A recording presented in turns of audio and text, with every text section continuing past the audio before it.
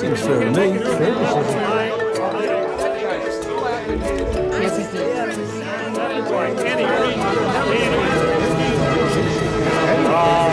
if you don't know what fair is, you can't make it. Unacceptable by any reason.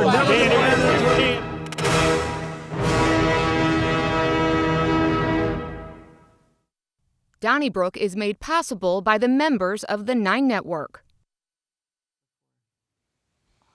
Thanks for joining us for this edition of Donnybrook. Great to have you with us for what I guess is going to be one of the last of the month, huh? Thank you so much for joining us. I'm Charlie Brennan, your provocateur. We've got lots to talk about, but first, let's meet those assembled around the big table for this edition, starting with the media veteran herself from the Big 550 KTRS, Wendy Weiss, along with Mr. Joe Howleman from the St. Louis Post-Dispatch and STLtoday.com. From the Riverfront Times in the Big 550 KTRS, one of our founders, Mr. Ray Hartman, along with Alvin Reed from the St. Louis American, STLmag.com, 590 and 97.1 FM News Talk. And Ray, we're going to start with you because we mentioned you're writing for the Riverfront Times. You had a great column this week. Thank you. Although I'm not sure that Ann Wagner is going to be framing it anytime soon. Probably not. She's, of course, the Republican congresswoman from St. Louis County, and you think that she should have criticized the president and voted to criticize him after he told the squad, 4 Democratic congresswomen, that they should go back to their countries of origin. 3 of them are from the United States.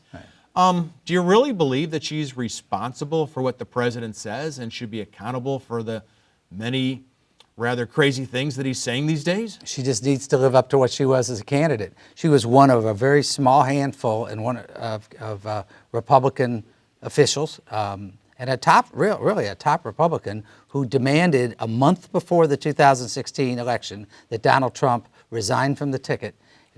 She linked his Access Hollywood to sex trafficking, called it reprehensible, and called for him to be off the ticket. A year before that, she gave a speech in which he described him as Neanderthal and demeaning. She was a complete critic of him, and she could not find her voice to condemn the racist comments he made. And it's really a sad commentary because Ann Wagner, Roy Blunt, who probably helped save the Republic with a good job on the keeping the government open, it's people like Ann Wagner and Roy Blunt that the country relies upon if we're going to keep this very sick man who's in the White House from running us off a cliff.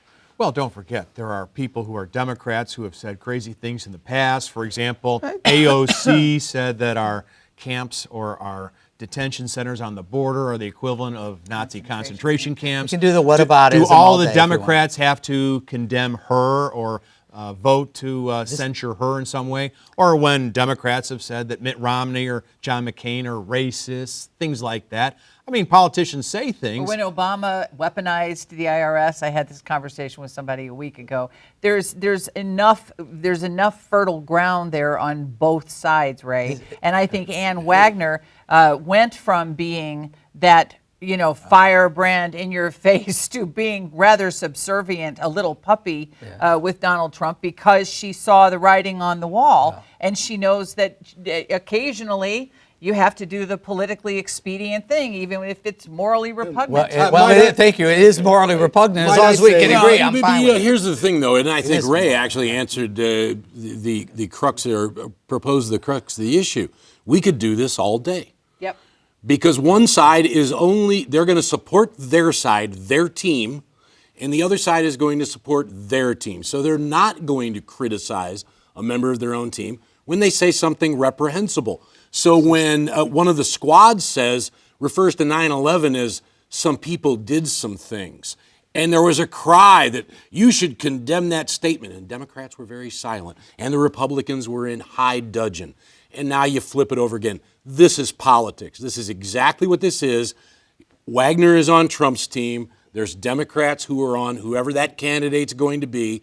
And if you're expecting honesty, or in the most pie-in-the-sky idea that any candidate would live up to their campaign promises, why make This isn't a campaign. why make Ann Wasn't a Wagner fair- why make Ann Wagner hold to a different standard that all of a sudden she's supposed to be consistent can in her I- message? wait, because wait. all I will sides say this. change as Okay. the Alvin, field changes. What I would say to that is this. I don't come on here just going berserk on the president and all that. Whatever he is, he is. And quite frankly, I am of the belief that he probably doesn't even know what send them back to their country actually really means. It's just some Whatever. phrase that came out of his mouth. That being said, there are some things that raise to the level, and this is what I would call Congresswoman Wagner on as one of her constituents. There are some things that reach a level where something need to be said. I don't disagree with and, that. And I look, political expediency, I get all that. But this is one that Congresswoman, in your district where you represent, it would not have hurt you to take a stand and say, like, Mr. President, you were out of line when you said that. And then that's all I ask. Fair Charlie, enough, can but I don't respond? forget when State Senator Maria Chappelle-Nadell Charlie, said that we're he talking had about to the president and of the we- United okay, States Charlie. of was America. was it then the responsibility of all local Democrats to condemn Well, I know Apparently we so. did. Apparently so. Excuse me. First of all, we did. And the thing that really bothers me about the conversation is the moral equivalency, because it's the both sides now argument in Charlottesville. And there are times when you do not compare the racist rant of a president to the words of a single congressperson. They are not all the same. They are not all equal. It isn't always both sides have a point. This is not, there is no moral equivalency here between this outright racism, which is what this president stokes, and things that a Republican or Democrat say that you might condemn. It's a completely out of You proportion. see a large gap I think between. I you think see a a large huge gap gap. between this and saying that 9/11 was some people did some Yes, things. I think a huge Oh, gap. God, see, And I there's- don't feel Well, good. then I'm not then defending her comment. There's nothing else to but say I, for no, that. I think I find a But huge you gap are- between you send are- them back to Wow. their countries. Yes. Yeah. And But I you agree. are, but A in the huge minds gap. of many And people, plus, you're that was then the- as culpable as Ann Wagner. You understand And that? I'm not defending her comment. I'm saying a huge gap Here's between the deal. president's. No, pro- the major yes, I do. question is, Right. regardless of Yes. rank, if Right. someone in your party says or does something objectionable, do you have a moral duty to speak out against it? don't think- Do you recall when a state representative from Missouri was on a completely Yeah. racist radio show out of Belleville? And the question then was, should the Republicans be the only ones who condemn him? He's a Democrat, by the way. By the way- Or should all Democrats be condemning And the he man? basically If got they have a- fired if- from his yeah. job. He was asked not to run again. The Democrats said, like, you need to stand down off that. I mean, they did take a stand in the state of Missouri. And, like, I also don't sit here and say, like, well, it's the only black person sitting at this table right now. Look, that nonsense about send them back. Come on now. He knew what he was doesn't need to saying, be by the way, compared- Alvin. That doesn't need to be compared to anything Right. other than, come on, man, you're crossing a line. Well, 9/11's pretty. Yeah, I think That- that's that- across the whoa, whoa, line whoa. too. This is- Right. First of all, Please. I'll Okay, get back. let's- this lines out could there. take up the entire show. He's We got don't want it 100 to. million Twitter followers. We're not talking about every I agree. person condemning everything. I would This is have one- voted to condemn him, regardless of what party it was. But I'm not saying that everybody And I'm not has that defending responsibility. every statement everybody makes. Alvin, I want to ask you, the founder of Twitter, a St. Louisan, Jack Dorsey, was back in his native St. Louis last Friday. Of course, he's also the founder of Square, the payment system that you can do on credit cards, or on your iPhone, rather. And he donated $500,000 to eliminate urban blight. What they're going to do with this money is tear down dilapidated structures in North St. Louis, in this case, the Wells Goodfellow neighborhood. And then the plan is they're going to have some green space and maybe someone will develop it.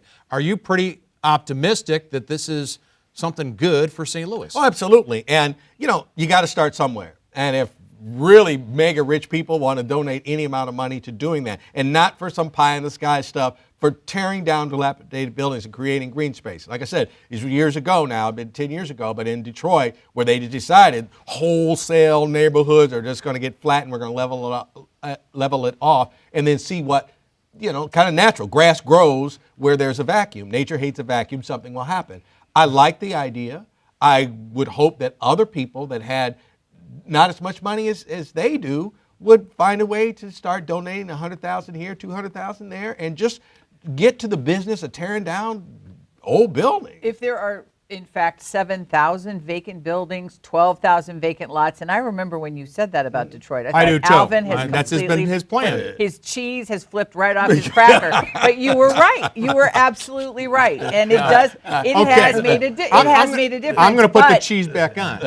But somebody who was quoted in the story from the neighborhood, who's already wearing the red T-shirts, said that it's up to the community to do their part. And that's the key. That's the biggest piece of the puzzle. Well, I think you're right. There's a big if. And I was once with someone from the city of Cleveland, Tony Coyne, the head of the Planning Commission, in the office of Mayor Vincent Shamel here in St. Louis. And at that time, the question is, should we take down the dilapidated Couples Station? And Tony out of Cleveland says, don't do it because they'll never replace it with something that beautiful and historic, even though it looks like it should be torn down now. And everyone's saying, tear it down, tear it down. And Shamel says, I'm not going to tear it down. And you know what? It was renovated. Once you tear down an old structure, it can never be renovated again. That is your architectural legacy. And it's a big if that something will sprout out of that. But hate to put the cheese back on your cracker, but I got to tell you something. Detroit is not exactly making a big comeback. But I'm just telling you, they are planting the seeds, literally, of trying to make it happen. Look, a 2-story walk-up that's brick built in 1890 in the ghetto is not the same as Couples Station downtown. Let's just be realistic about that. At one point, Union Station was so dilapidated, is that a word? Yeah. That they actually filmed Escape from New York in it because it looked like it was completely bombed out. But the location was one that it was savable. Location. The only thing you were going to do with a dilapidated property in North City is tear it down. But let's switch from moral equivalencies to constructional equivalencies. I don't think you can compare Union Stations and Couples Warehouse to a bunch of homes up in the north side. And when you said, are you optimistic it'll be successful? I think if nothing happens but the buildings getting torn down, there are centers for crime, the police talk about that, rats, other types of infestation. I think if the buildings are leveled out and nothing else happens, that in itself will be some sort of improvement. Before you talk, I just want to say, don't forget Dresden, don't forget London, don't forget cities. I was trying to be on your side. I want to hear a lot from you. Well, first of all, I'm not sure if we're talking about historic preservation or cheese and crackers. I'm not sure which way to go with this. But well, first of all, I think it's great that Jack Dorsey's doing this. And from what I know of this, which is not much, these are not historically valuable specifically. No. I think you've got to be careful, though, not to just assume that you're just going to, with all respect to the Reed plan, I think there are a lot of historic structures, and some of them might be in North Side communities. So I think it's kind of case by case. But I haven't heard that anybody's arguing in this particular case. Because in other words, but it's kind of case by case. But you're right. Well, maybe you're right. Look, in this city, we bulldozed all the mounds of the Mississippians. We tore down 5135 Kensington Avenue. We tore down William Tecumseh Sherman's home. We do that a lot. Right, who knows who lived in these structures? I understand that. But I think one was to put a highway in. So, I mean, I guess I get in a very general sense what you're saying. Well, I think Charlie's right But having covered planning and zoning in city meetings, trust me, I have a good confidence that had any historic buildings been targeted, someone from some historical landmark association somewhere would have told us about it. And they should. Now, They're doing we're their talking job. about this case. And I think that I'm generally with the preservationists. I think it's an important role to play. I just don't think in this case that's the case, as far as I know. Hey, maybe we'll get some phone calls on that on your turn later in the show, because I think you, Ray, and you, Alvin, will be taking those calls. The A team. Wendy, you are the A+ team. And I want to ask you about a very sad situation. Eddie Hill IV was a young 10-year-old in North St. Louis when he was standing on his father's porch last weekend, and he was gunned down by gunfire from the street. And he was such a great student. I mean, he was in one class ahead. He was so smart. Cutest kid. He now turns out to be, I believe, the 8th kid under 17 years old killed in the city of St. Louis this summer. Someone said in the Post-Dispatch account, is this the new normal? Is it the new normal? It is not the new normal. I don't know of anyone. It's just like the student from Ole Miss who was shot and killed, and they're having her visitation in, I believe it's somewhere in South County. any time that a young life is extinguished, and especially with these kids who are more often than not lately on the porch with their parents, probably literally having a snow cone or some kind of ice cream treat, it breaks the heart, it breaks the will, it breaks the soul. I mean, it's so completely depleting when you think of the impact on our community. It is truly, truly heartbreaking. But I think the silence is simply the result of that sense of helplessness that we all have. Completely helpless.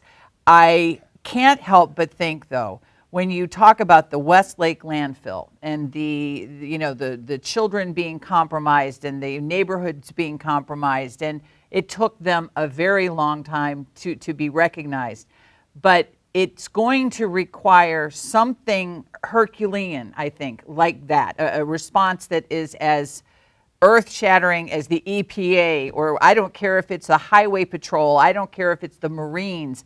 Something has got to be done. But that's, to me, the silence is just born of helplessness. And I think helplessness. it's not the new normal, it's the new numbness. Yeah. And I agree with all you just said. And it is our, the one thing I will say, if you're part of the region, the 2.8 million people, whether any part, it's our problem. It's not their problem in the city. It's not their problem. And obviously this horrible case in Baldwin was a kid at Ole Miss, but whatever the tragedy be, it's our problem. And I wish I had a great solution, but it is our problem. Okay. It's our problem as much as the Blues are our team. All right. Okay? A 10-year-old get killed, and a lot of people get killed in the city, and what is it, 40% solving rate, 50%, something like that. Okay.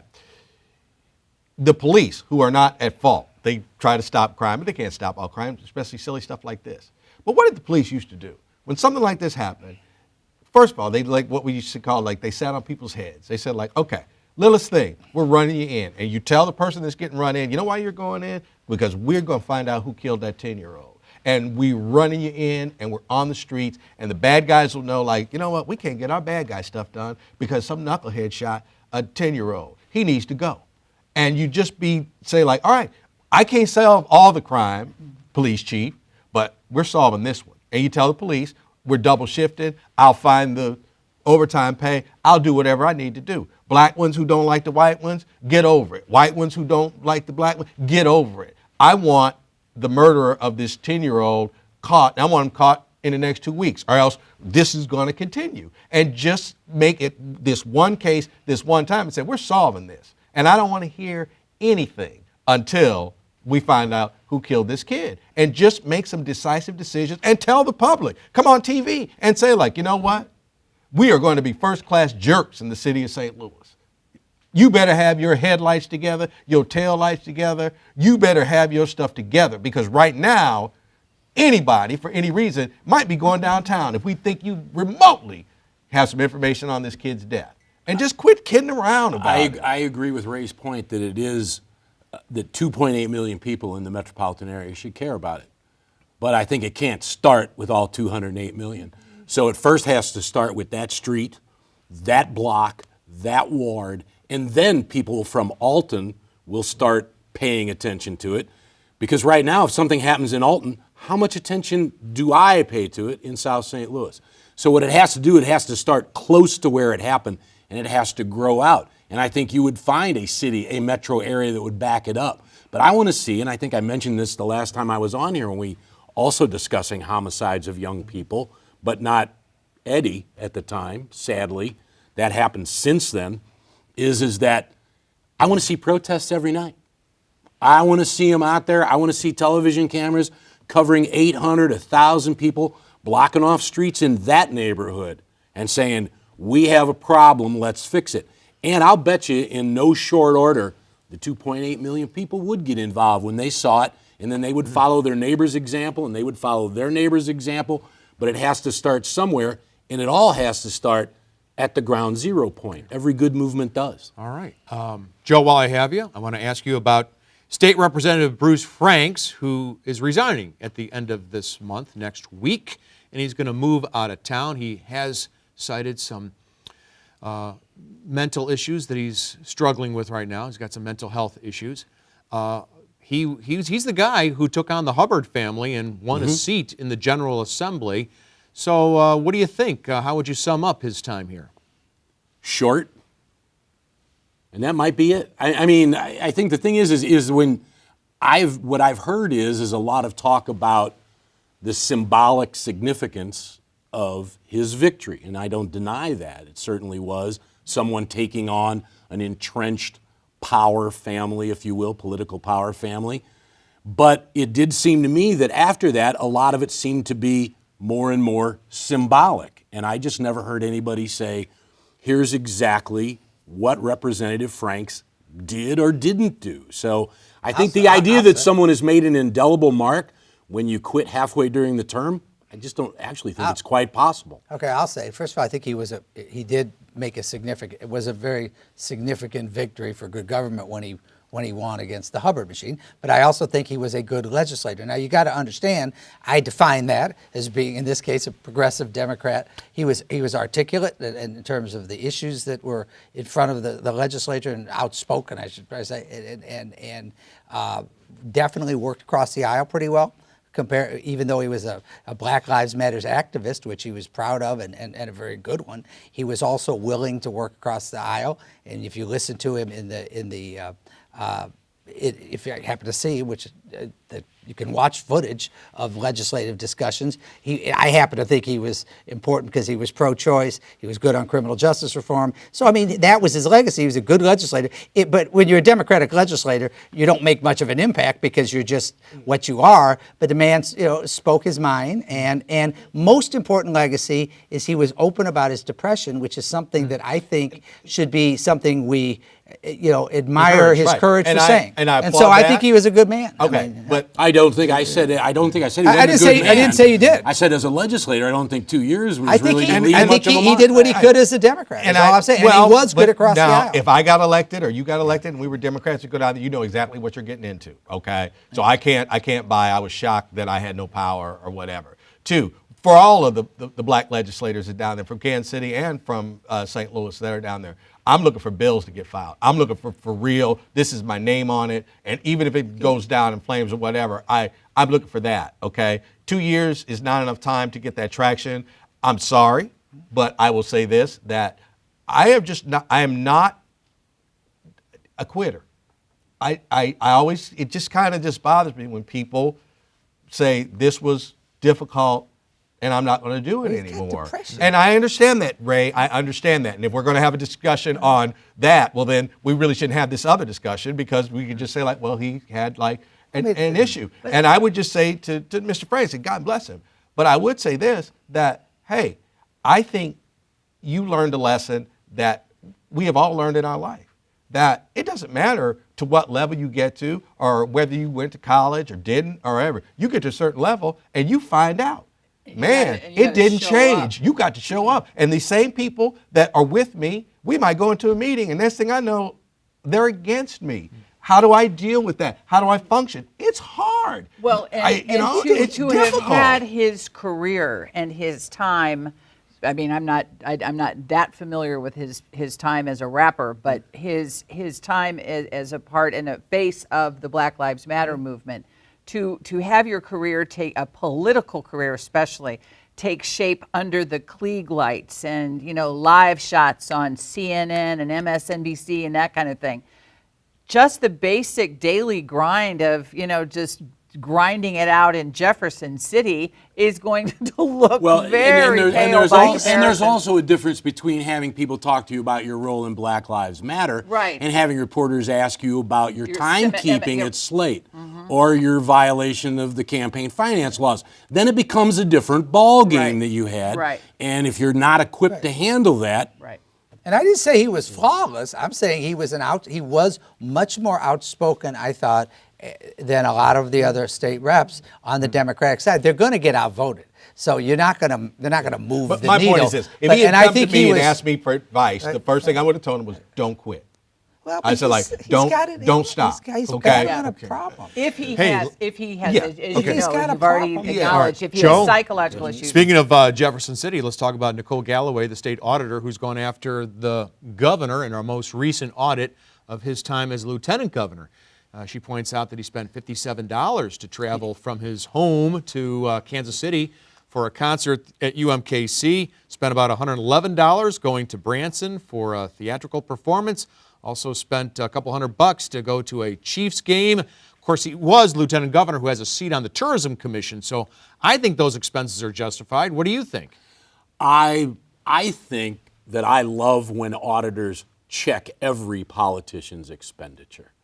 And I love when they find questions to ask about them and make that politician answer those questions. Because we seem to lose sight of the fact when I hear the word free money when you talk about taxes. What that really is my money. And so the fact that Nicole Galloway, and I'll admit that considering that everybody is saying that she's going to run against Governor Parsons, does color it a little bit, but I will never say I don't want auditors checking how politicians spend their money. I want them to check them all. I want them to go over with a fine-tooth comb, and if they think there's something improper, tell us about it and let the other side either pay the bill, as Megan Green did recently, or defend yourself. But so I have no problem with what Nicole Galloway did, none I hate to do whatsoever. this to you, but I think Joe's right, and I don't think this is a major issue. This is not a large amount of money. I think the question is, if you're on the Tourism Commission, you have a choice when you go to a football game. Am I going to charge the taxpayers or not charge the taxpayers? I think it's the wrong call to charge the taxpayers. Why? I don't, because you're not promoting tourism.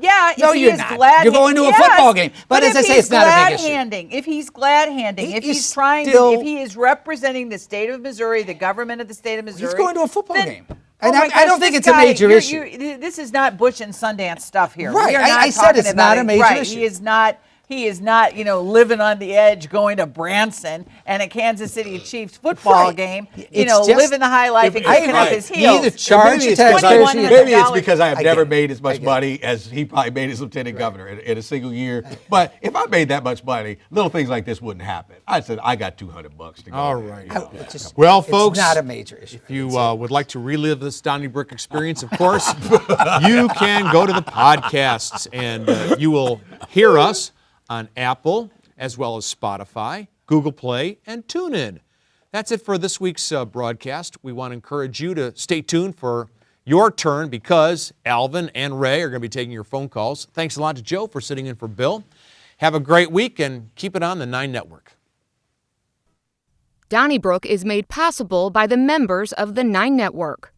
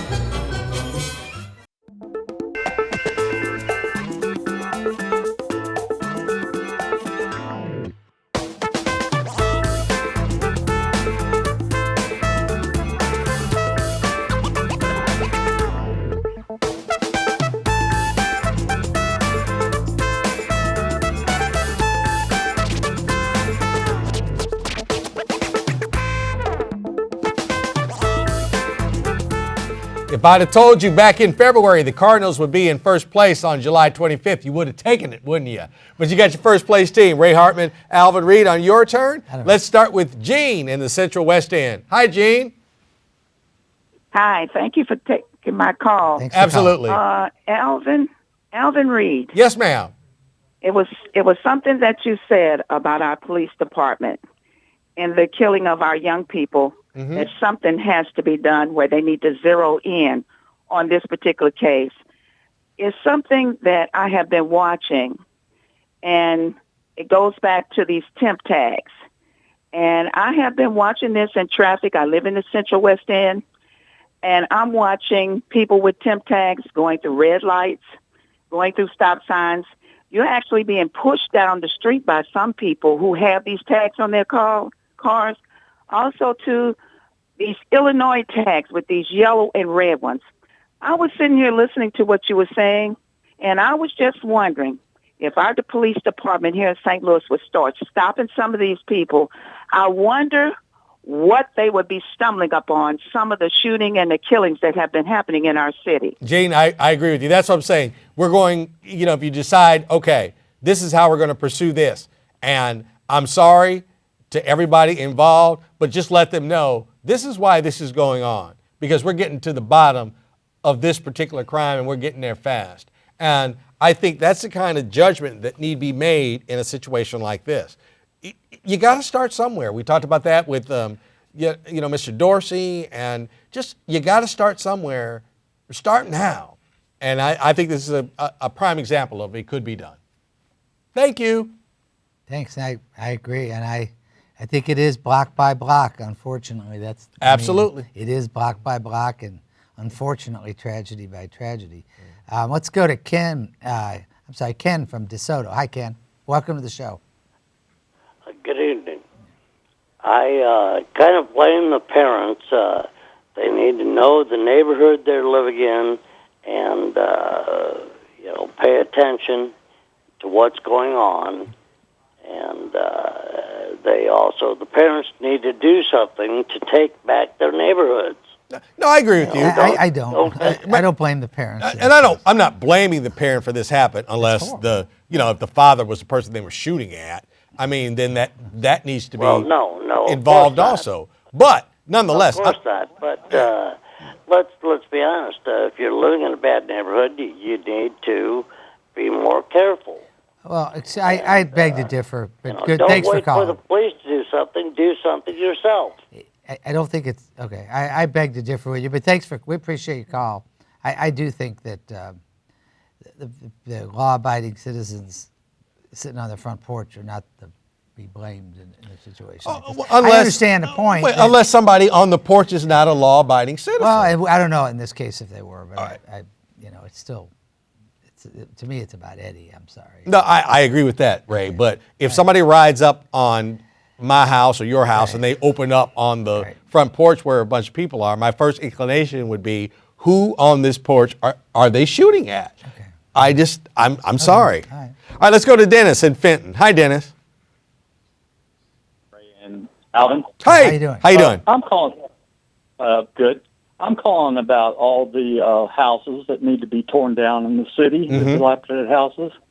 I'm actually thinking, you got one person that is donating money to the city, but I think a lot of people, even in the city and even in the county, would donate if the city would just set up a mailing address and a bank account for it. A lot of people would donate to it if they would get the word out and have something like that set up.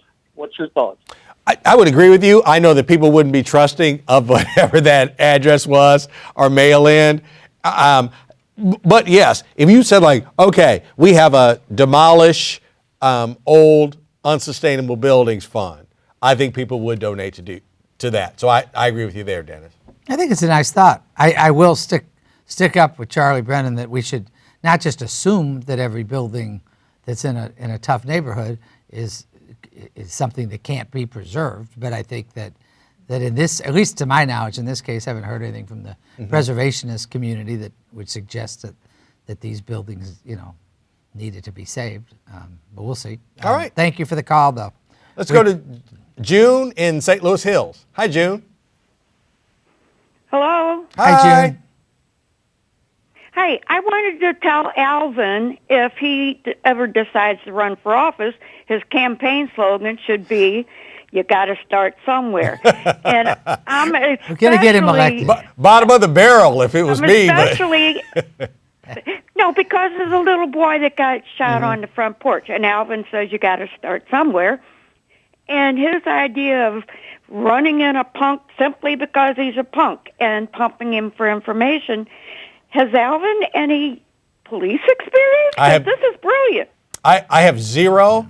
All I've done is just been in kind of journalism my entire life, and I know how things used to be done, and how things used to be done is not necessarily how they should be done now because a lot of it was wrong.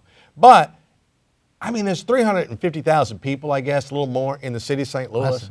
And things that used to be, which are not violation of people's constitutional rights, in a situation like this, just say like, just tell everybody who's getting run downtown, this is why you're getting run downtown. Yeah. And about the second time they get run downtown, they'll say like, enough, that's enough of this. You know, who did this? Let's get them off the street. And I think absolutely. That's it's nothing short of brilliant. And why aren't the cops doing it? Well, maybe they are. Yeah, I was going to say, I'm not sure that I'm not sure that they're not. Yeah. I'm just saying, I'm broadcasting something out. I think for all I know, they might be dead on top of it. Right. But I'm just talking as a citizen. June, I'm with you. I think Alvin's did a great job of sort of expressing the rage that so many people feel. I think you've really stated it well. I watch Donnybrook every week. Thank you. Love it. Good. Thank you, June. We panel, appreciate it. But when you spoke, they all were. You got it. Their jaws dropped when you spoke about this. All right. You got a campaign manager, Mr. Reed. You got a campaign manager. Thank you so much. Thanks, June. Okay. Thank you. Right. Let's go to Steve from St. Charles. Hi, Steve. Hello, how are you? How you doing? Just fine. Okay, I'm going to comment on the one gentleman was talking about the police should be stopping everybody, and for any little reason, broken taillights or this or that or that. Mm-hmm. I totally agree in that. Do you remember when he was saying that? Yeah, it was me. That was Alvin. That was me. Okay. What you're saying, I totally agree in that. But there's a big problem. Okay. People are always complaining. They're bitching. They're stopping people that are being racist or whatever reason, and they shouldn't be stopping people for every little thing. And like in Ferguson, when all this stuff was going on in Ferguson, and they were saying all the police were racist and stuff because they were stopping 95% blacks instead of all any whites. And that's a problem, Steve. But here's my point. Well, if you said if we're going into a 10-block area, let me finish. If we're going into a 5-10 block area around where this shooting stopped and everybody knew this is what we're here for and this is what we're doing, I think even the community would come to an understanding this is what it's about. Now, if it's just about general harassing people, I'm not saying that. I'm just saying we got a specific crime which we are trying to solve at this particular time, and I think people would sign off on that. Right. Well, thanks for the call, Steve. We appreciate it. Thank you, sir. Let's go to Charlie from North County. Hello, Charlie. Good evening. My comment is on the shooting of little Eddie, and my condolences to his family, and it's tragic, of course. And I was just watching and wondering. I think we should try everything, but I wonder if the root cause is something greater. Either it's much more financially lucrative, whatever's going on. Whether it be dealing drugs or whatever, why people are shooting each other, because doesn't seem like there's that many altercations where people would be so angry they'd want to shoot at each other. So there's something else going on, and who knows? But I agree with you. We should put a little emphasis into what the root cause is, to try to stop this, because it's tragic for sure. I agree. Thanks, guys. All right. One of the things I didn't go into is at the base of whatever the violence is. Okay, it's like any other business. Somebody makes money off of it, okay? Now you trace to where that goes. And maybe if you figure out, or you got somebody jammed up, as we say, who's a little bit up the chain, say this is what you can do for us. Tell them, quit all this shooting around children and kids and random mess, okay? And at least appeal to whoever these people are, who are kind of halfway in charge, who are here in the city, to say hey, enough of this kids getting shot and all that. And as long as that kind of stuff is going on, we are going to be just on you like no tomorrow. And look, it was done in the 30s and the 40s, and you had to deal with the gangsters in New York and Chicago and all around the country. And some kind of way they got across to them hey, this y'all want to shoot each other, that's fine. But this shooting innocent kids and all that, it's got to stop. So how do you stop? You start somewhere. That's all I'm saying. Thanks, man. Joan in St. Louis Hills. Hi, Joan. Hi. I was wondering how much does it cost to demolish one building, a small building in anywhere, North St. Louis, South St. Louis. How much does it cost? That's a great question. I think we would be shocked at the amount of money that somebody would charge you to take down a building. So Exactly. Right. Exactly. So it's $500,000 is not going to tear down 500 buildings. Exactly. Right. Maybe two. Maybe. I think more than that now. Come on. But no, I don't you're know. right. I It's don't not a know. panacea. I'm not saying this is the be all and end all, but it's a start. Well, and I'm still in It the. is. It is a start. It is a start. Joan, I agree with you, but I also think we have to. I think we Start ought to, all somewhere. buildings I'm aren't with created you, equal. Alvin. all buildings aren't created equal, and I'm a little hesitant to just embrace tearing down old buildings just because they're in a bad neighborhood. So it's Exactly. It depends. Exactly. Some buildings are worth. Generally speaking, what we should have learned downtown in the 70s and 80s is it's much Yes. more efficient to preserve buildings such as the Couple Station Exactly. warehouse than it is to tear them down. Exactly. And the Wainwright building, which my old boss Kit Bond. I worked in. Kit I Bond. worked in the wing. You can thank Kit Bond and Charlie Viller and some other people for saving that building. Yes. And Yes. it's still 50 almost 50 years later, a vibrant state office Yeah. building. And I'd rather err in the direction of preservation, but I like the spirit of what this is about, which is assuming you're dealing with structures that don't have any particular historic, value, and not every building does. I think what Mr. Dorsey's doing is a really nice thing for the community. It's an Oh, interesting. it is. It's we'll very see. nice. But I'm with Charlie on being how cautious far it's going to go. Yeah, well, we'll see. It'll be interesting to see, and we'll wake up tomorrow and we'll find out the preservationists. Hey, well, they're on I think they're on the side of the angels generally. I'm with them, so it'll be interesting to see if that emerges as an issue. Most likely, if it does, I reserve to change my mind. All right. Okay. Thank you so much for the call. Let's go to Al from Florissant. Hi, Al. Hey, you guys. Hey, Ray. Hey, Hi. Alvin. Hey, I've called before. I am a big gun proponent. The problem you guys got is that there's people that think that it's just okay to shoot other people. I don't know where that came from or whatever. And the bad thing is, most of them that will end up in prison, it's the best place they've ever lived. So it's not like it's a deterrent for them to go there. And the other thing I'd like to say about, I am recently retired from the construction business for about 40 years. The buildings they want to tear down there, if they were to, the people who get DWIs, parking tickets, all the rest down there, be city or county, that can't pay their bills, when they knock those buildings down, if they would have them clean those bricks up, stack them nicely on pallets, I can guarantee you would be amazed how much the people in Wildwood and Chesterfield and West County, old brick is a beautiful thing. Yeah. You would be amazed how much they would pay for that. It's interesting. I think it would be killing two birds with one stone. Okay. That's interesting All right. Thank you, idea. Al. Thanks, Al. All right. Absolutely. Good idea. Let's go to Bob in St. Louis. Hi, Bob. Yeah, guys. Hi, great show. I just wanted to comment on the gun violence. I think to change the culture of gun violence, where there is a culture of gun violence, you have to look at the reason why that culture came to be in the first place.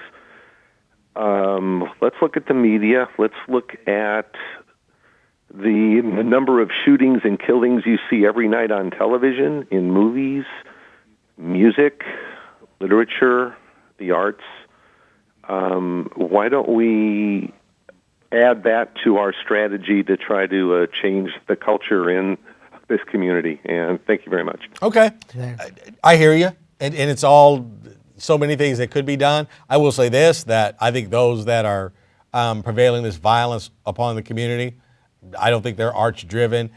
And I sound really, really, really old-fashioned and whacked out. This is one of the craziest things I say. I do think hip-hop music and rap music does have an impact on this, but I'm not singling them out. But I think once people have gone astray, it doesn't matter what they see or what they do. They just decided, I'm going to be a killer. So once it happens, then you have to arrest them. And who cares why they did it? They did it. And as long as two callers in a row have mentioned guns, I will do my commercial, which is that among, not the, but among the problem, the solutions, among the solutions to the root causes of the problem would be fewer guns than people instead of more guns than people. It would not solve all the problems. It's not the answer.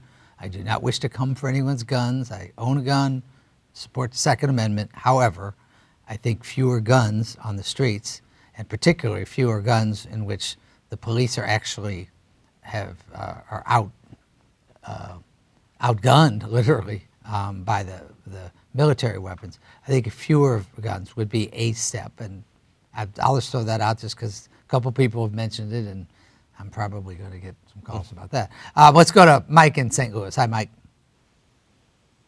Hi, gentlemen. Yeah, this whole gun thing has just been driving me crazy for many years. But the real problem, the fundamental problem is that we can't arrest our way out of this situation. It'd be like trying to move a mountain. The problem is at the pinnacle. It's basically a civil rights issue. It's my right to put something into my body that I choose. We assumed that the war on drugs would protect us from drugs, and it has done the opposite. It has created this insane culture that drives down to the poorest sections who do the dirty business of supplying the drugs, and they have to have weapons because they don't have any police protection for their business. So that whole culture of drugs in a poor area is a perversion of our civil rights, and it's not just the black and white civil rights. It's the civil rights of everyone to decide what to do with their body. The guns would not exist in the vast amount that we have, the insane amount of guns that we have, and the ease of use, if it weren't for the need for protection that is presumed by people in the bad areas where the drugs filter down to, because there's other businesses in that area are driven out by that very business of the drugs. So it's really a perversion of civil rights, a fundamental idea. It's not going to be solved in one day. You can't arrest your way out of, you can't push this mountain away. It has to be addressed from the fundamental issue, which is fundamentally civil rights. Okay. Thank you. And you know what? Fundamentally, you're right. I am one of those, and some of the most conservative economists, politicians in the United States history, and some of the most liberal have come to that same conclusion. So, you know what? Just like prohibition, if we didn't monitor this, if we didn't say this was illegal, the violence would come out tomorrow. Yeah. And there's a price. I don't know what the price there is to be paid for that, but I am in agreement with that. I am too. All right. Thanks for the call. Who's next? That'd be Greg in Cuba. Hi, Greg. Hi, how are you? You're calling from Cuba, Missouri? I am. Okay, good. I didn't know. We can't not the guy's going to say. I know we got a good signal. I didn't know how good it was. How you doing, man? Trump administration requires us to ask you. Alvin's comment on the 10-block, 5-block area. Mm-hmm. If you'll remember back in the mid-'90s, there was a young black girl killed aborting her school bus. Yes. Mm-hmm. And the chief of detectives flooded that area with over 50 detectives. And you know what? They caught the person. Mm-hmm. And I just think that just get back to basic police work. Let the policemen be policemen and support them. Not to break any rules, but just support those policemen. Good old-fashioned police work and feet on the ground, boots on the ground, whatever you want to call it. I think that's the way you'll solve those murders for those kids. Okay. Well, and I do, I had just moved back to St. Louis when that happened. I really do remember that, too. Thank you, sir.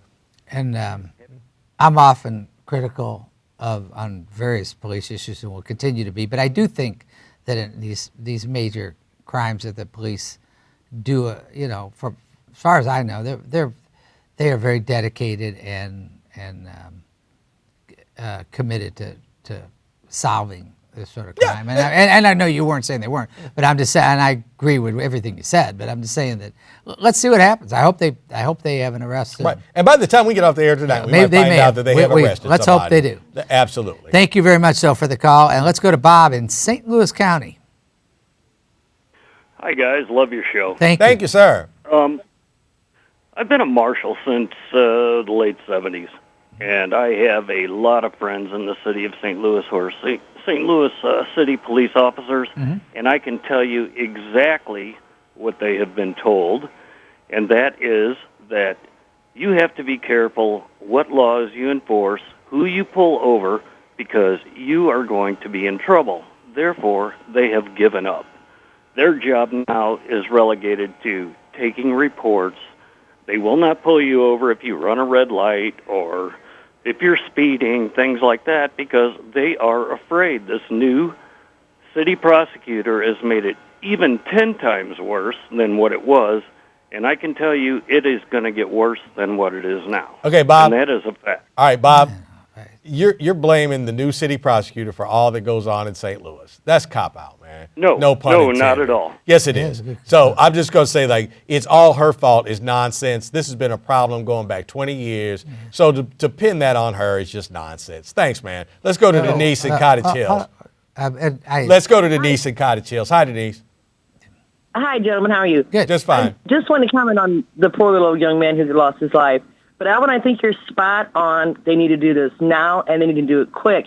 I just know, like, the first 48 shows, because even the people down there that are breaking the law, the drug dealers and stuff, they'll call and turn somebody in for that because that's bad for their business. It's horrible. They don't want no police presence down there. Right, and They that's don't want, you'll get somebody. Well, it doesn't even have to be a good community member. It'll be the drug dealer himself saying, "Dude, you got to get out of here. You're bad for business." Right. You got all these cops around me. I'm losing money. They got to do it now. They got to do it quick, and they got to do, like you said, a big, like 10-block area. I agree, but I want to say this. There is, and I'd like to see there be more, but there is some sense of working on community policing, which is really one of the key answers, which is being engaged, neighborhood by neighborhood, block by block. And I do think that at least, and I'm not a spokesperson for Jimmy Edwards or Mr. Hayden, but I do think there's at least a consciousness that needs to happen. And I really don't accept the idea that no police officers can do their job because of whatever, whether it's the circuit attorney or some, I think the large majority of police officers continue to do their job. And which doesn't mean that when they don't do it right or when we have something that shows up on the television cameras that, that doesn't excuse it. I mean, we've got some serious problems in this town, and one of the solutions is more and better compensated police officers, I think, and with an emphasis on paying better and just addressing this in every way possible. Let's go to Charles in St. Charles. Is that right? Yes. Are you do you go by Charles or St. Charles? Charles. Okay. All right. How you doing, Charles? How you doing? I'm doing good. Go right ahead. What's on your mind? Well, I used to live in St. Louis City on South Kings Highway, and I want to come in on the crime and the guns, and the root cause. I have to solve it. Okay. What's your thought? Well, my thought is everybody wanted to say that the crime is this and that, but the problem is lock up people. But the problem is address the reason why the people are doing what they're doing. And why is that? Low opportunities, low opportunities, and the family not being involved. I stayed in South St. Louis, and this is how I felt. Either I'm a victim of the crime or a victim of the police. It seemed like there was no solution, so I moved back out of the city. Okay. So I just want to come in. All right. All right. Thank you, Charles. That's interesting. All right. Let's go to James in Salem. Hi, James. Hi. How you doing? I just appreciate you and thank you. The Dugan family and Bill. I miss Bill. Kind of worried about him and about Eddie Hill IV, that bright little face. That just heartbreaking, and your passion, Alvin.